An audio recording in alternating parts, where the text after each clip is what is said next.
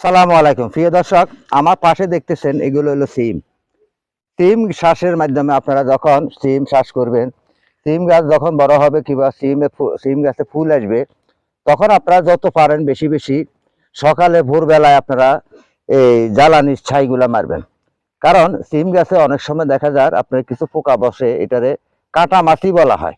এই যে সিম গাছে যখন ফুল আসে তখন ফুলগুলা কিন্তু জড়িয়ে ফেলে, কেটে দেয়, কাটা মাছি এগুলা কেটে দেয়।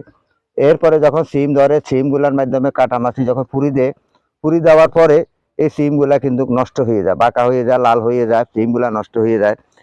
এই পোকামাকড় থেকে আপনারা বাঁচতে হইলে একমাত্র জ্বালানির ছাই। আপনারা চুলো যে আগুন জ্বালান, আগুন জ্বালানির পরে যে ছাইগুলা হয়, এই ছাইগুলা কিন্তু আপনারা সিম গাছের মাধ্যমে মেরে দিবেন। কখন মারবেন, কোন সময় মারবেন, সেটাই আমি আপনাদেরকে বলতেছি। ঠিক সকাল ভোরবেলায় যখন কুয়াশা থাকে, এখন আপনারা জানেন এখন বর্তমানে শীতের মরশুম, কারণ এগুলো হইলো শীতের সবজি। সিম শাক এগুলো হইলো শীতের সবজি।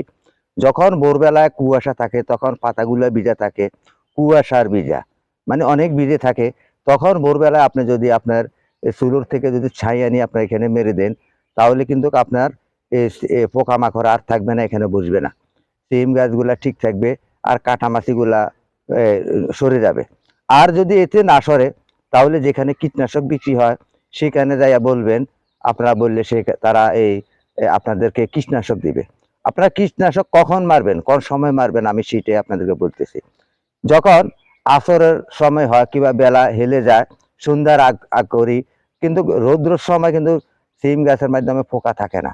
যখন সন্ধ্যা লাগে তখন কিন্তু সিম গাছে পোকার উপদ্রব বেশি বেড়ে যায়, সে পোকাগুলো আইসা বসে কিংবা সিমগুলাকে কেটে দেয়। তাহলে তখন আপনারা এই কীটনাশকগুলা মারবেন, মারার পরে আর পোকামাকড় থাকবে না, তাহলে আপনার সিম সুস্থ থাকবে।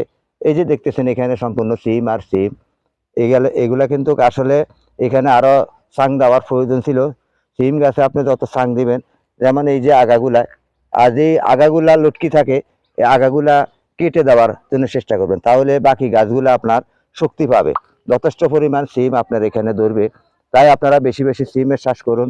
সকলকে সেই প্রত্যাশা জানিয়ে ইউটিউব চ্যানেল ও ফেসবুক পেজ থেকে বিদায় নিচ্ছি। আসসালামু আলাইকুম রহমতুল্লাহ বারকাতুহ।